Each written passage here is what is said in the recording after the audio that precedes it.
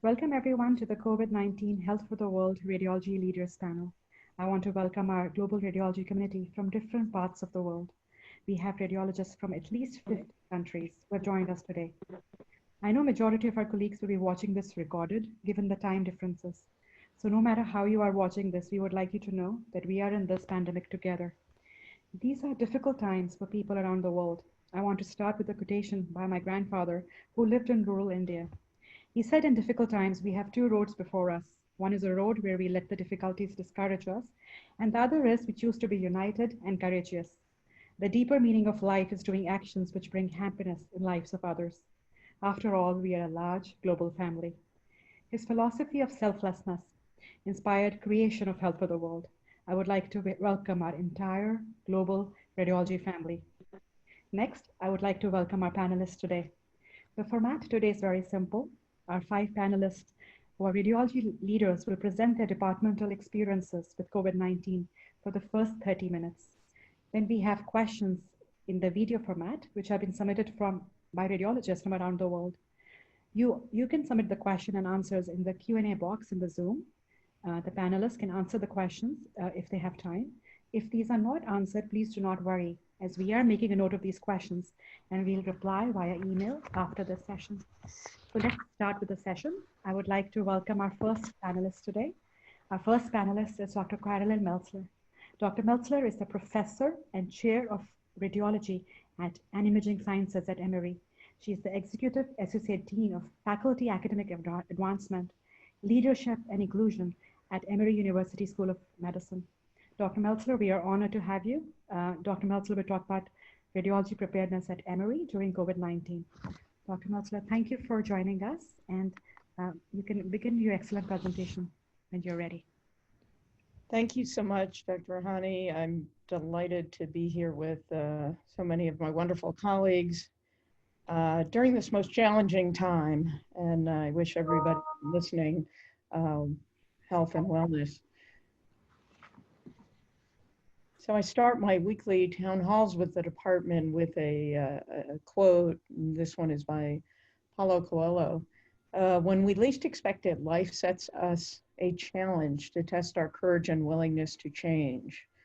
And I think we have indeed been challenged.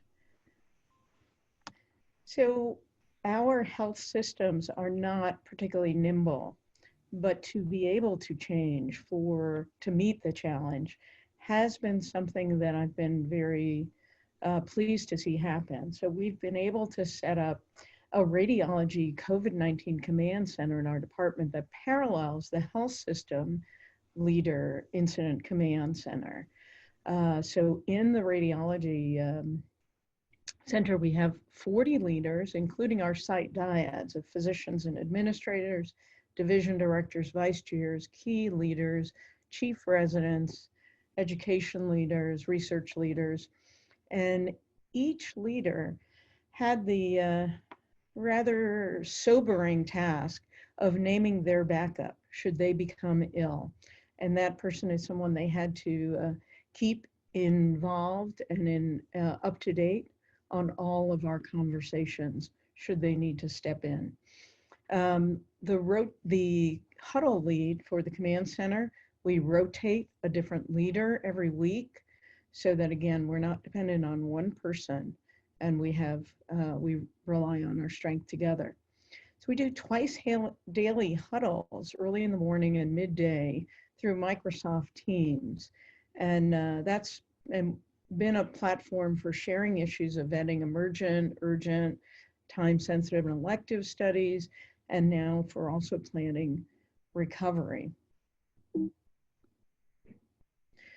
One thing that has been a silver lining is our health system embarked on a lean journey 1 year ago and started with radiology.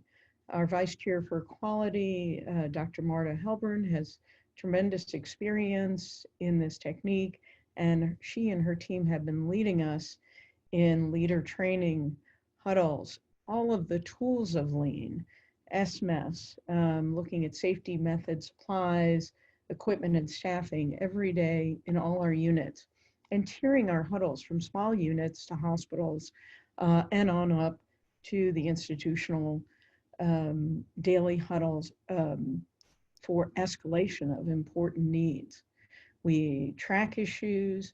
We've have experience now with value stream analyses, rapid improvement events, and our leaders have included walking through the department, these Gemba walks, as part of leader standard work. And we were partly into our journey, again, 1 year into it, going well, but there were many competing priorities, and we probably weren't optimizing our use of lean.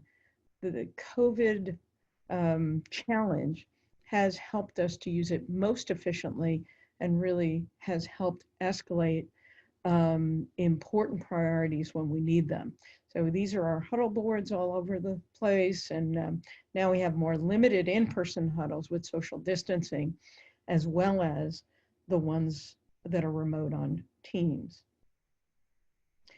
So when I think about priorities at this time, it was critical to make sure our people knew the focus was first on them.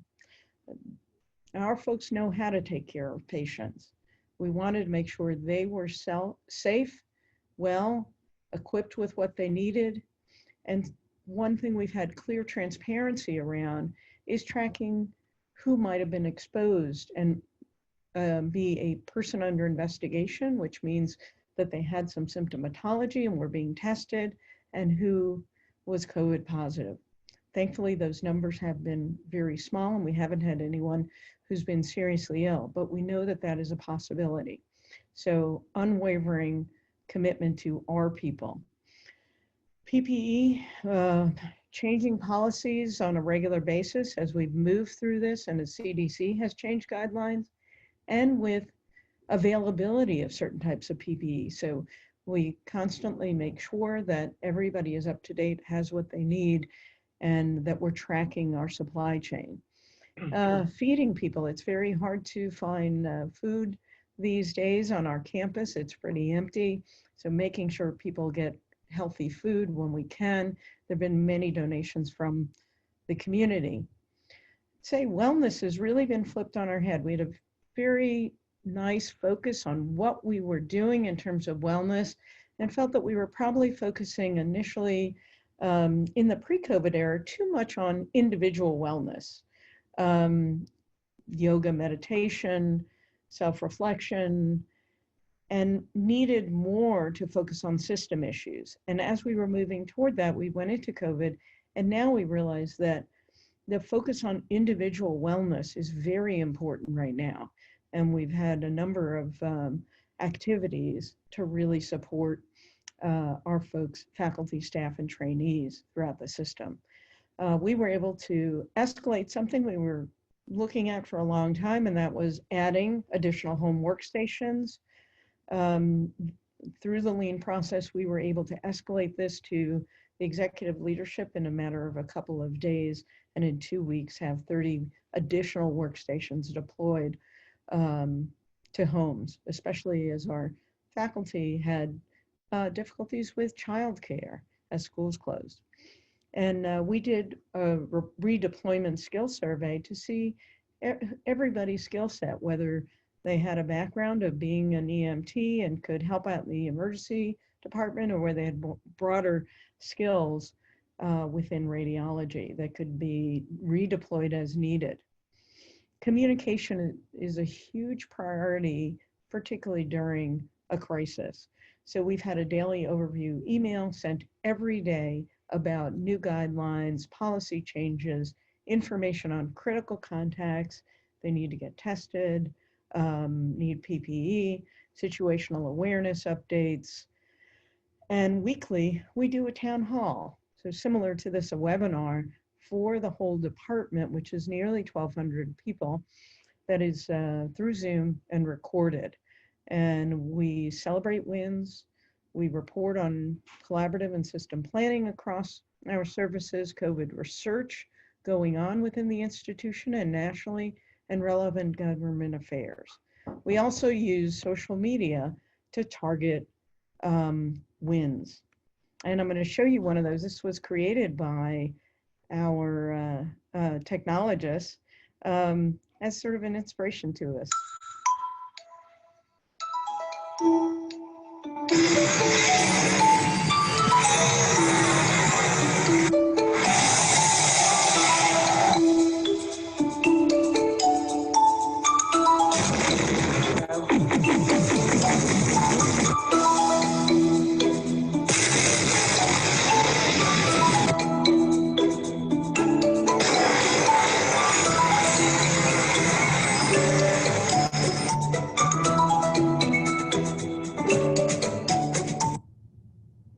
I am inspired by my team every day. Thank you so much.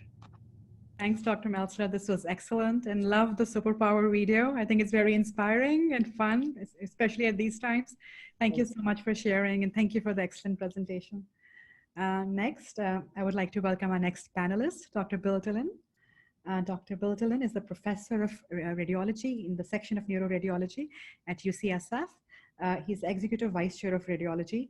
He's also the co-founder of Health for the World. And Dr. Dillon will be talking about radiology preparedness at UCSF during COVID-19 time. Dr. Dillon, thank you for joining us, and thank you for the presentation. Well, thank you very much, and welcome to everybody around the world who's watching us. We hope that you're safe and healthy and preparing as we had to do here in San Francisco. So our story is a little different than those in New York and Italy.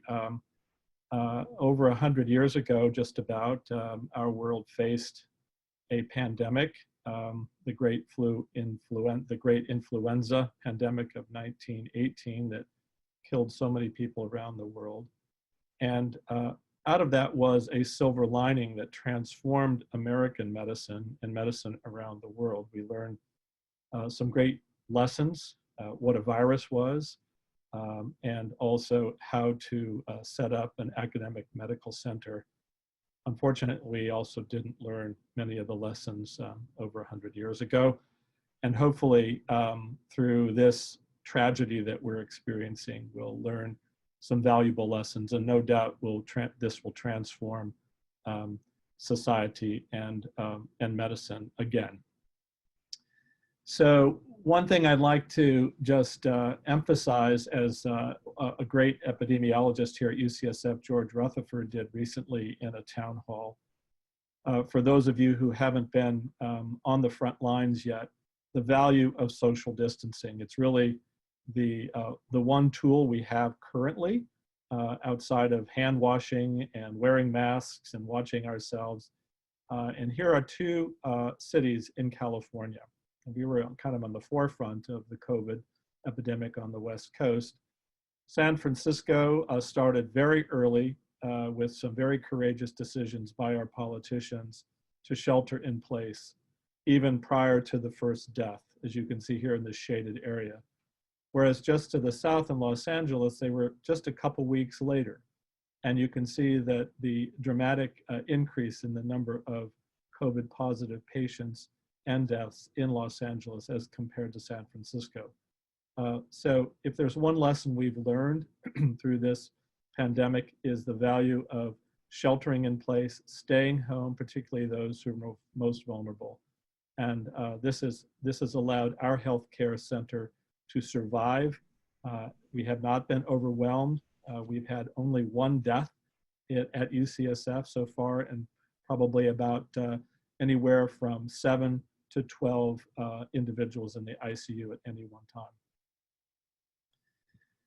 So I thought this was a very good article by the New England Journal in the Catalyst section of the New England Journal, that the authors were documenting how to respond from a management standpoint to a tragedy such as COVID-19.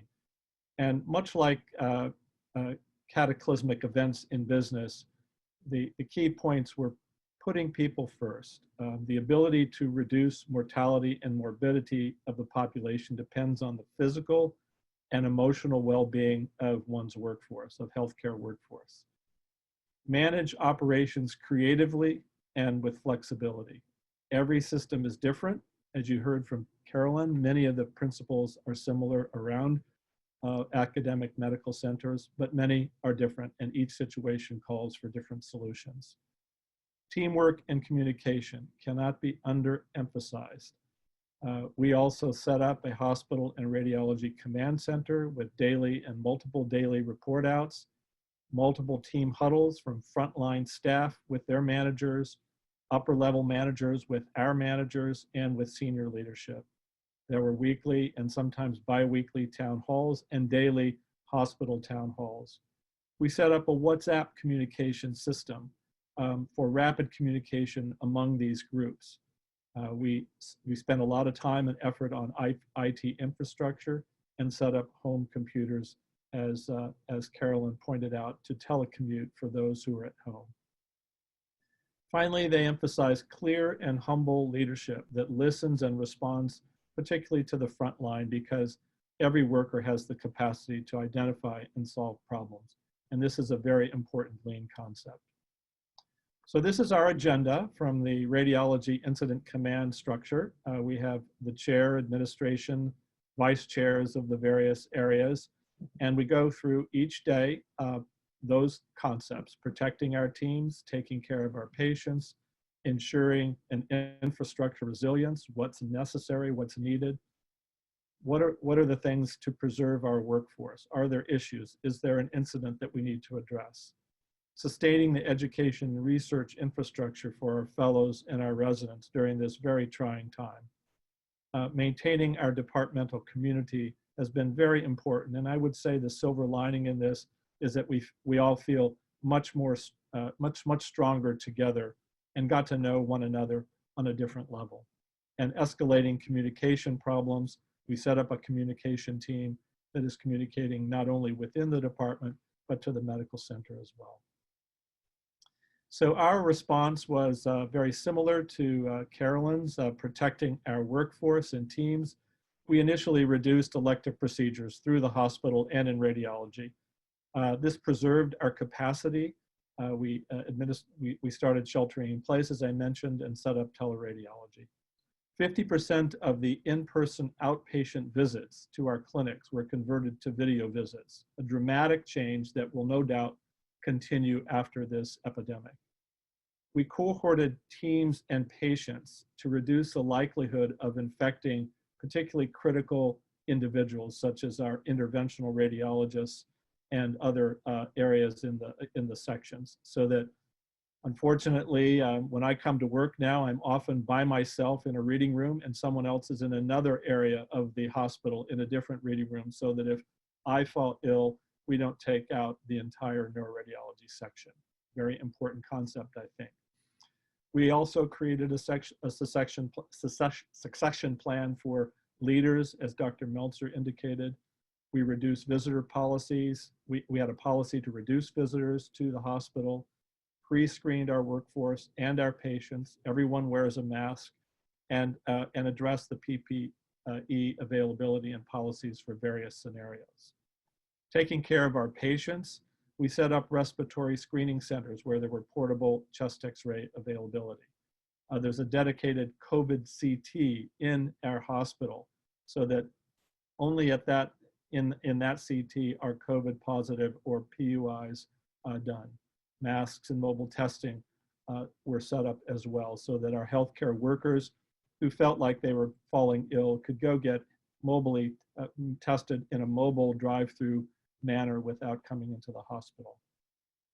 And just recently, all admitted pre-surgical individuals and those undergoing aerosol generating procedures will undergo mandatory testing, whether they're symptomatic or not. Teleradiology has become very important, as are Zoom conferences, such as we're experiencing right now, and meetings, and this no doubt will continue in the future. And maintaining our community and our communication, as I mentioned, was a critical aspect to this to this pandemic response. So here's just an example of the daily enterprise dashboard. It tells us how many people have been tested, who's in the ICUs, what the curve looks like. You can see it's pretty flat. Right now we're at the peak, April 22nd, a snapshot, and this is updated virtually on an hourly basis. So we're also planning for what comes after this surge of COVID. We know that there'll be a gradual increase in work as we try to work through the backlog. There will be continued screening and masking and social distancing.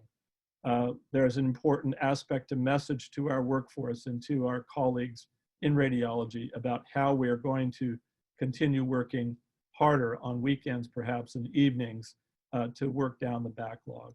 There'll be careful use of testing where appropriate, and maintaining flexibility and continued vigilance is going to be key, because on the downward curve, it's just like on the upward curve. There's people getting sick and people dying. Life and work won't be the same after this pandemic, just as it wasn't 100 years ago. And in some respects, this disaster has accelerated much needed change that just wasn't happening beforehand. So telehealth and teleradiology, as I mentioned, improved efficient use of our scanners. And I think very importantly is a recognition of the value of radiology and radiologists and our healthcare workers in radiology to the healthcare enterprise. So just in closing, I'd like to thank you all for joining us. Here's a few other areas and links that you might find interesting. Health for the World has an academy in which there are some excellent lectures about COVID, but from the biochemistry and pathophysiology on up. UCSF has a grand rounds from the Department of Medicine. They're excellent on YouTube, and I encourage you to watch those. They're excellent. The CDC website, of course, is a great source of ground truth. And of course, Johns Hopkins and other sites can tell us what's happening around the world. So thank you all, keep safe, and if you have any questions, I'd be happy to address them either by email or by Twitter. Thank you so much.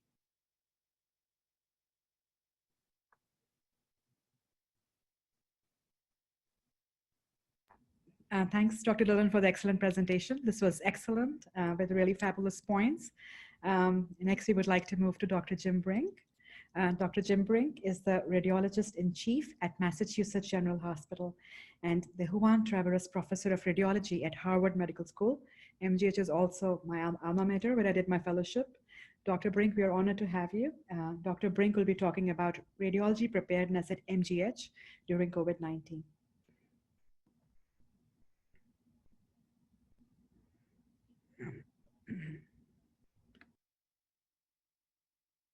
And Dr. Brink, I think we have difficulty hearing the... I'm sorry, my apologies. There we go. Thank you so much, Dr. Rahani, and greetings, everyone. As Dr. Dillon mentioned, at MGH here at Massachusetts General Hospital in Boston, we are also at our peak. This morning we have roughly 150 patients in intensive care units, most of whom were the vast majority on ventilators, and another 200 COVID positive patients in general medicine wards for a total of about 350. And we're just starting to see a downturn in those numbers just in the last day or two. As one can imagine, it's created certainly a challenge for our department, as I'm sure all of yours, about how to cope with these things. So I thought I would just simply summarize what we're doing thematically, and we'll begin with clinical operations.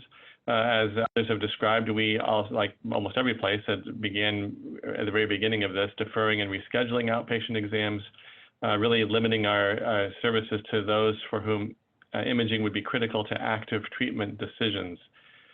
We also had a number of nurses reassigned to intensive care unit floors. Again, given the large numbers of ventilator patients here, that was a requirement. Many technologists were also reassigned to those who were working in CT or MRI or ultrasound were reassigned to general X-ray as we're performing over 400 portable X-rays per day. Some creative solutions were needed, including how to go about storing your N95 mask if you are a X-ray technologist, and we actually acquired a number of small takeaway boxes from the cafeteria and taped them to the machine so that they could put their mask in that box as they redonned their universal mask, depending on the kind of patient they were encountering and where they were in the hospital. We've also played an important role in our respiratory illness clinics. These are the screening centers for patients with presumed viral respiratory illness. We have a number of these in various locations as shown on this slide. And we have some creative solutions for how we protect the healthcare workers. This is what's called a hexapod, which is the healthcare workers completely behind plexiglass with these arms that are fully protected. And these are then sterilized in between each patient for doing the nasal and oropharyngeal swabs. Our role in these clinics is, of course, providing X-ray services with appropriate physical distancing, both within our X-ray units as well as you can see the waiting rooms. This particular respiratory illness clinic is our ambulance bay that's been converted to a respiratory illness clinic, and you can see that's why it looks a little bit like a parking lot, because this is actually an outdoor facility now with a temporary enclosure to accommodate the surge of patients. On the physician operations side, of course, as with others, we've adopted social distancing, physical distancing in our reading rooms with pop-up interpretation rooms. This refers to moving workstations to places where they would otherwise not exist, just to separate our radiologists. At MGH here, we had an unfortunate circumstance of many crowded reading rooms, so it required a lot of creativity to separate the reading stations. We've also created remote reading interpretations, reading from home. We've purchased monitors for every radiologist. Unfortunately, with computer equipment being slow to deliver, we're still waiting for some of those shipments to come in, and here we are at our peak. But nonetheless, we do have many that are able to interpret imaging remotely. And perhaps more unique about our environment than perhaps others is the fact that all physicians in the hospital were asked to consider reassignments to general medicine floors. And ours was no different. We were asked some weeks ago to staff 2 junior medicine resident slots in an inpatient surge floor. And I'm very happy to report that we had 66 total volunteers, nearly half were attending radiologists, and the others were among our trainees. And suffice it to say that I give huge credit to the very first 14 trainees who raised their hand initially to start serving, because it was their testimony that really enabled us to recruit all these other radiologists to do it. And as of today, with today's the second day for an attending being up on this floor, and I'm going to go visit that floor later this afternoon to show my support for them. You can see a local restaurant has donated meals for what's known as Ellison 12, which is the floor that our radiologists are serving on. And again, they're serving as general medicine interns, if you will, prescribing insulin doses and monitoring their respiratory status and so forth, whatever is needed to take care of those patients. This is a testimony from one of our chief residents who was one of the first up on the floor and explaining why she volunteered to do so and why it was so important to her to serve. In addition to our physicians, we have a number of researchers as well who have been reassigned as listeners. With so many ventilators in a certain floor or a certain ward, particularly portable ventilators that couldn't be hooked up right away to the central alarm system of the hospital, having individuals just listen for the alarms and point out to the nurses and doctors when their patient's alarm was ringing became very important. So we have researchers, PhDs, who are sitting outside patient rooms watching those alarms 24/7 and calling attention to them, a very important role. Internal communications are extremely important. This Department of Radiology has 1,700 employees. And so one can imagine how critical it is to focus on regular communication. I kicked off some weeks ago with a video recorded message. And since then, we've had weekly town halls at a minimum at least once a week. And I think a week or two ago, we had 4 in one week as we were recruiting all those physician volunteers and just having repeated messaging. I'm fond of saying you can't over communicate. And so whenever I'm asked, should we do another communication? It's like, sure, why not? We also have an internal web page for all the resources that have been so important to communication, including recordings of all our town halls, as well as information about infection control, wellness, and other resources. We've also invited guest speakers to most of our town halls, including the chief virologist here at MGH, as well as others from infection control, and even internally reassigned individuals to give their testimony. including a researcher just giving his testimony as a listener up on one of our intensive care unit units. Infection control is such a critical topic for our town halls. There's innumerable questions about this, and so most of them, or many of them, are consumed with just question and answer about infection control. And again, we invite experts to our town halls to be able to answer the questions. We also provide extensive information on our internal website. And we take questions live and in advance, so we often tee up the questions that have come in through the website before the town halls. And this is a very common set of questions. For example, is it known whether those returning to work after testing positive, now negative ×2, are considered immune? You know, some of these questions remain unanswered, but we continue to address them through these vehicles. We also publish a newsletter for our referring physician called Radiology Rounds, and this was a very popular one earlier this month on imaging guidelines for COVID-19 infection, a review of the indications for imaging, as well as pictorial examples of various disease states on both chest X-rays and chest CTs.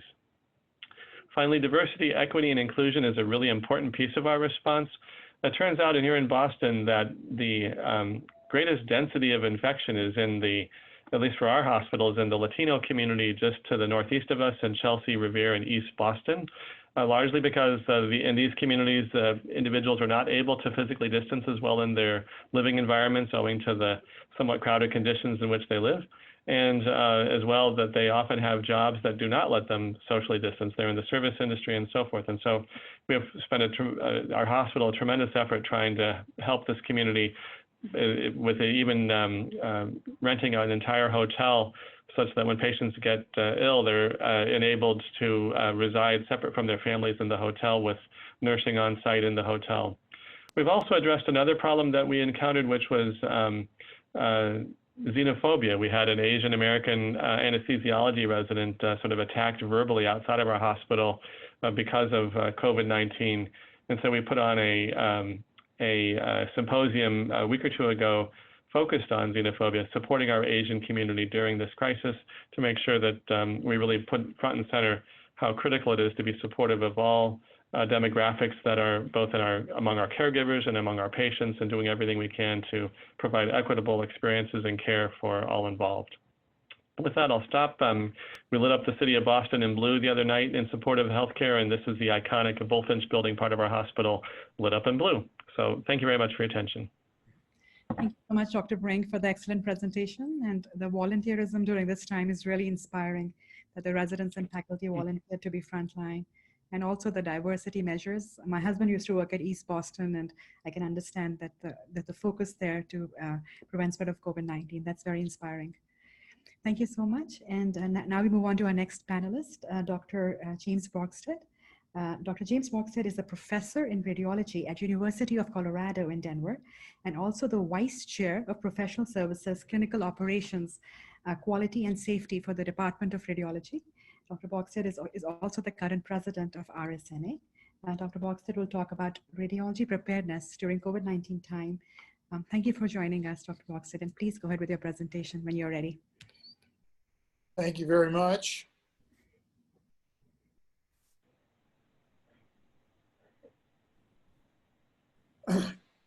I'm pleased to be here, and I hope everyone is safe at this time. It's certainly a challenging time. This song, I never thought I would be discussing it in this environment, but it is a strange, strange world that we live in, and I'll be glad when it's gone. I'll make some general comments. My comments are also going to focus on the under-resourced world, which is where I've worked in Haiti and the Philippines and in the Cameroon. And certainly while we know that COVID-19 is a disease of messenger RNA virus, it's also a disease of crowding and cleaning and vulnerability, or underlying disease. And I think it's going to hit the under-resourced countries harder because of their limited resources and because of the existing healthcare conditions that I've listed here with malnutrition and so forth. I think we also need to be wary of the numbers that are reported from the under-resourced world. If you don't test, you don't know. People may be dying at home of unknown causes, but that's actually COVID-19. Capacity to image, as others have said, for complications is important, but I would suggest, particularly in the under-resourced world, don't exhaust your resources on diagnosis unless you really have to. We all know about hand washing, distancing, and personal protective equipment, as has been alluded to, and that's extremely important. Looking at this from the under-resourced areas, cleaning and protecting, I think, are different. If you're using a dark room and film versus digital imaging, I doubt if you can disinfect a film. And if that film, for some reason, gets infected with the COVID virus and then it gets passed provider to provider, you know, we've got another vector. So one alternative might be to take a picture of that film on a view box, and you can share that rather than sharing the individual film. Same thing with cleaning of cassettes between patients. That's important, and trying to restrict the cassettes and the equipment on COVID patients and using that only for those individual patients. Now, there may not be the laboratory testing in an under-resourced environment.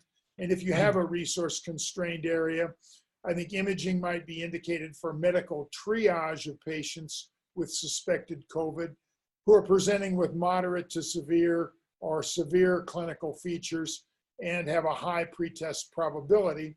And I give you the reference here, which will be posted after the webinar.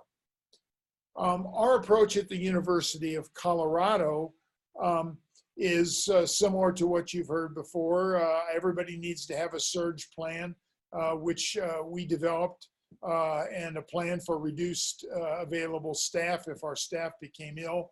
And so therefore, what we really did was to consider whether we were going to have to redeploy our radiology staff to the chest area, which is where we've seen the biggest volume surge. We have not had to do that as yet. And in contrast to what Jim Brink said, we have not been asked to redeploy outside of radiology yet, although we have taken some questionnaires on that topic and are available if necessary. We're working at half staff right now. We're not changing our compensation for our faculty, but we are trying to socially and geographically distance. We haven't altered any of our technologists, administrators, or nurses' duties as well. We've reduced their hours and tried to geographically distance them as well, but we haven't reduced any salaries for these individuals. They have limited reserves to begin with. Currently, we're actually in the planning phase, as others have said, for the volume increases. We have a huge backlog right now, and we're having to figure out how we're going to deal with this backlog once the doors are open and elective surgeries and so forth begin. Room and equipment cleaning, others have talked about this as well. We use only routine cleaning for our rooms if COVID patients have been there, unless it's an aerosolized generating case, and I'll show you on the next slide what we call an aerosolized case. In that case, we do a terminal clean. We close the room for an hour so we can allow 10 air exchanges in a negative pressure room. That's what our infectious disease people want. We try to do all known or patients under investigation for COVID in the same room. I'll be honest with you, we haven't been successful at that. We've had to use some rooms for both. What do we do with an unsuspected COVID patients? We've had some where imaging was done for another reason, and surprise, surprise, we find findings that are consistent with COVID. In that case, we're calling the referring physician, isolating that patient and masking them until they leave our department or the institution. Now, I would commend our institution. They've done a great job at screening, but if a patient has slipped through the screening, which so far hasn't happened yet, and then they show up at our department with symptoms of COVID, our plan is to mask those individuals, segregate them, and then image them immediately. We don't want to send them away and then have them come back yet again and infect everybody. I told you that I'd talk about or show you the slide of the aerosolized procedures. Basically, if a patient were being intubated in our department, for example, that would be problematic. And then we'd want N95 masks and we'd have to terminally clean the room. We developed this chart that you see here for personal protective equipment. So individuals in our department know, whether if they're going to have contact with a patient, is it going to be droplet contact, airborne contact? And if they need eye protection, what does this equipment look like? What do they do? When do they do it? What do they need? And when do they need it? And we have these posted around the department so people know what to do. The changes we've made, as many others have said, we've decanted our main reading room to increase social distancing. Unfortunately, we did not have home reading stations pre-COVID. We have posted signs to restrict reading room traffic. We ask that only one attending referring physician come to the department rather than the whole team come in to our reading room. And then we had one large 30-person reading room, and we've created actually 10 remote reading rooms for social distancing. We, again, as others have said, provide daily department updates via email with all the statistical data. Right now, we're running at our institution about 150 COVID positive patients in the ICU. We could ramp it up to 200, but we haven't had to come anywhere near that yet. We've also announced that we have childcare and wellness opportunities. We have showering and hoteling opportunities for those individuals who are involved with interventional procedures so that they don't have to go home with their scrubs that they've been dealing with COVID patients on. And we provide regular department financial updates. To date, we've had no layoffs and we're not furloughing anyone. Bill Dillon talked about some of the resources. Here's some others that you can see. There are many, and I would suggest that you might want to look at those resources and websites. They provide a lot of valuable information. I think Winston Churchill said this very well when he said that healthy citizens are the greatest asset any country can have. We certainly want healthy patients, and most importantly as well, we want healthy staff and healthy radiologists. Thank you very much. Thank you so much, Jim, for the excellent presentation and the beautiful quote by Winston Churchill. Also, the focus on resource-poor settings was very nice.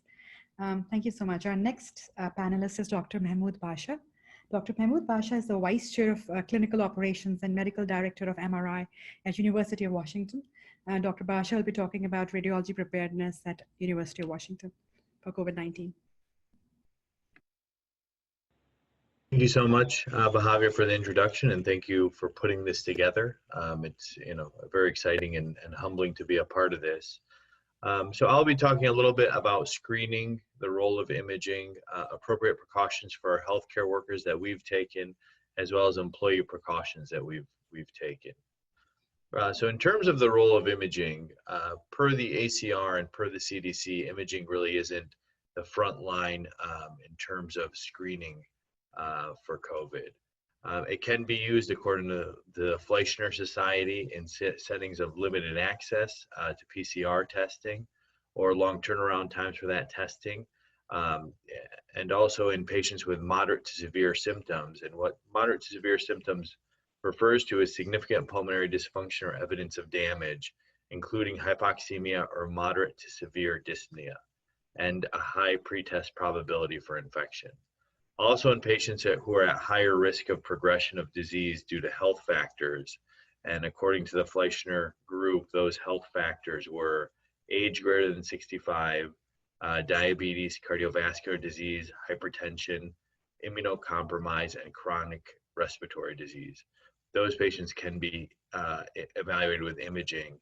In addition, in the setting of a surge, where rapid results in triage are needed due to high volume of patient presentations, such as happened in places like New York City, Spain, and Italy, imaging is certainly something that can be used. In terms of the imaging that we use, looking at CT, the data indicates that there is a high sensitivity but limited specificity. There's a recent, and the literature in this regard has been a little all over the place. There was a recent meta-analysis published maybe a week ago in Radiology that indicated the sensitivity for CT is 94%, while the specificity is about 37%. Similarly, PCR in that paper showed a sensitivity of 89% with near 100% specificity. And the issue with CT is it's a very resource-intensive application, and much more so than PCR testing or chest X-rays. There is an increased risk of exposures. There's resource downtime for cleaning, as well as increased use of PPE by the healthcare workers in order to get the patient into the scanner. It does have advantages in terms of diagnosing alternative diagnoses that could be contributing to the patient's symptoms. In addition, atypical presentations that may occur, such as some of the literature indicates that these patients do get GI symptoms. Certainly with patients with that presentation, CT can be helpful in exposing the fact that the patient may have COVID-19. In terms of X-ray, the literature indicates that it's insensitive to early or mild COVID infection. And that's from a lot of the data from Wuhan and China in general. And part of that is, early in detection.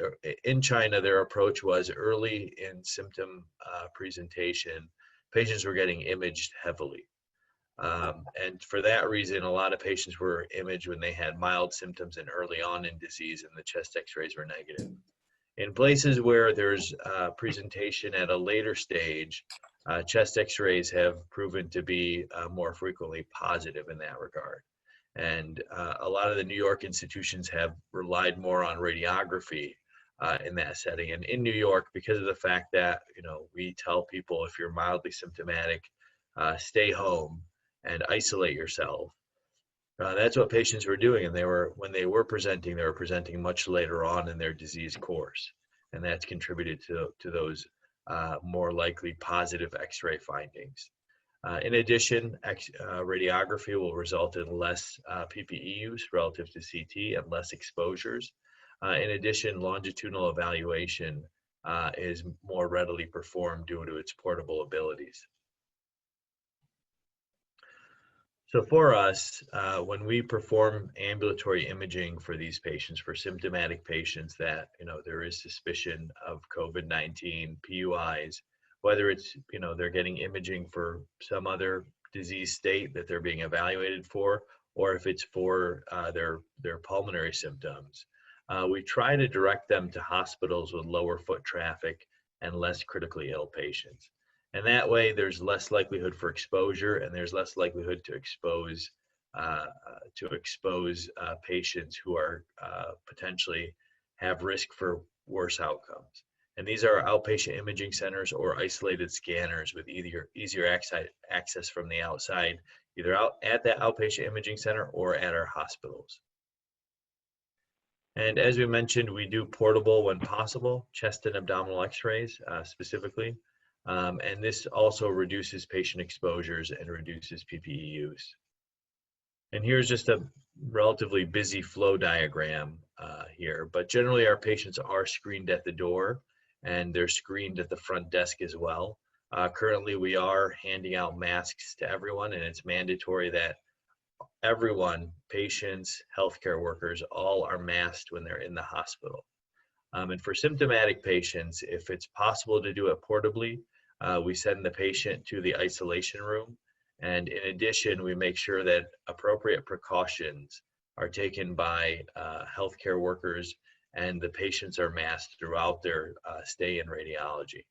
If it's not possible to do it portably, we take them to say if it's MR or CT, we take them to the modality where they're going to get imaged, the suite, as quickly as possible.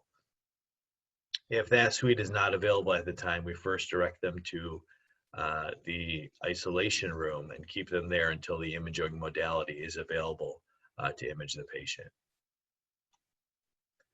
And so with inpatient X-rays, we have tried a few things. And this initially started when we had the Ebola outbreak in 2014. And at one of our hospitals, we did see patients in this regard. And we created a workflow where we could image through Windows. And the advantage of this is it conserves PPEs and it also limits technologist exposure. And what goes into this is the patient is in the isolation room. There's a nurse that dons PPE. She positions the film behind the patient, which is double bagged. The x-ray is taken and then the film is handed over. Just the internal bag and the cassette are handed to the technologist outside the room, who then cleans the outer bag and cleans the film before developing it.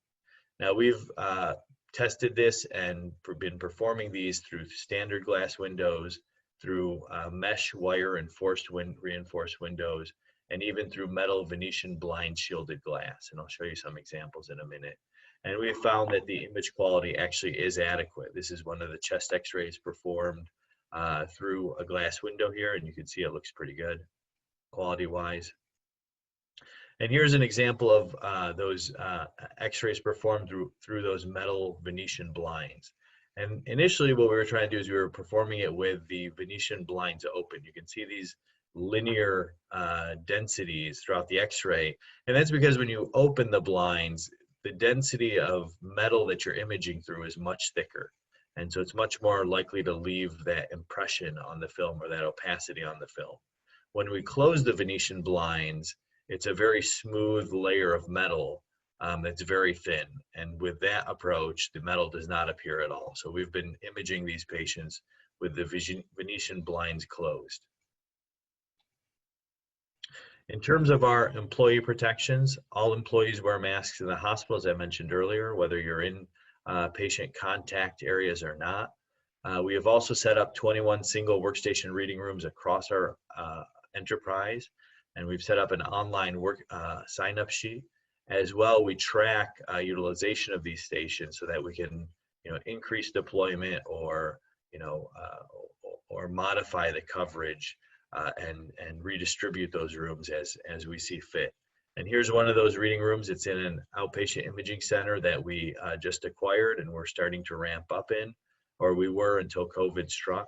And in it, we've set up 3 reading rooms that are dispersed across the imaging center that allow for isolation. In addition, we've set up home workstations for all faculty, and I'm using one of them right now. We've focused on what we've called extreme social distancing, where we have 1 faculty, 1 fellow, and 1 resident in reading rooms, in our large reading rooms. And with this, they're not allowed to work at consecutive workstations. They have to work at every other workstation. In addition, we've created teams that exclusively work together in the reading room. And this limits crossover between the teams to avoid cross exposures. That way, if, say, on one team, a couple members get infected and they infect each other, we can still maintain coverage using the other teams. We've set up a daily online attestation form here where healthcare workers daily indicate whether they're symptomatic or not. This is emailed to people, and it also pops up every 4 hours at every workstation in radiology. And if someone doesn't respond or someone responds positively that they have symptoms, their supervisors are alerted. And in addition, with symptomatic patients, we have set up hotel stays for those patients in order to protect their families, which I know is something some of the other institutions have done as well. All our meetings are virtual now, resident and multidisciplinary conferences as well.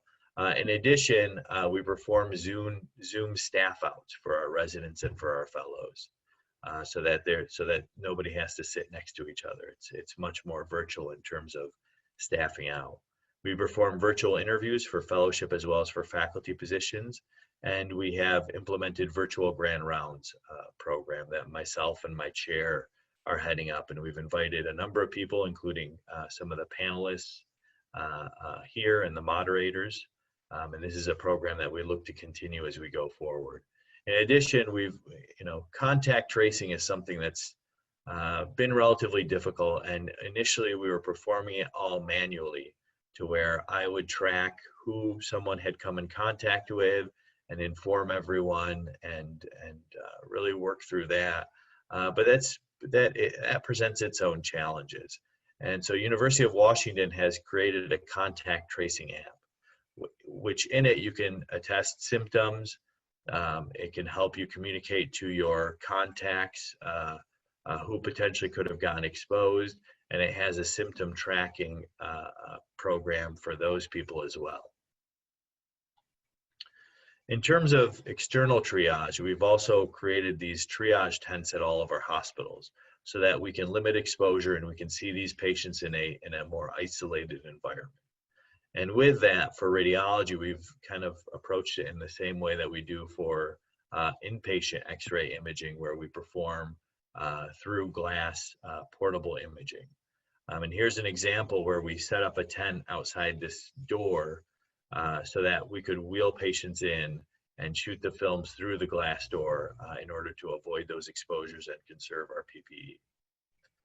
So thank you. Just to mention it, we do have an RSNA COVID-19 task force, and we're developing a lot of materials in terms of guidelines and hopefully webinars in the near future, and other materials for people to rely on and to help them gather understanding of this process and really progress. And the RSNA resource page is available for everyone to take a look at. Thank you. Thanks, Dr. Basha, for the excellent presentation. We have just a few minutes left right now, so let me just go over a few questions.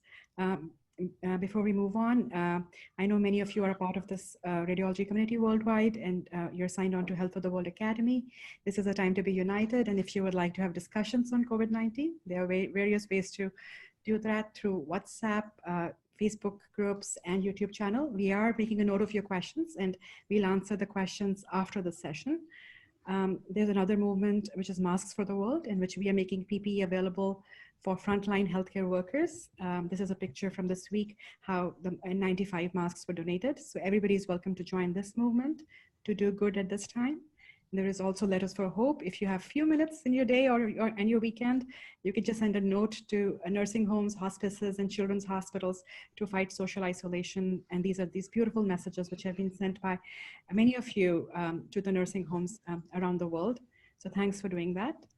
As far as question and answers from radiologists around the world, I think we just have a few minutes, and the panelists did an excellent job in answering all the questions. We just have time for one question. Maybe we'll take the one from Nepal because it was based on education. So let me just share this.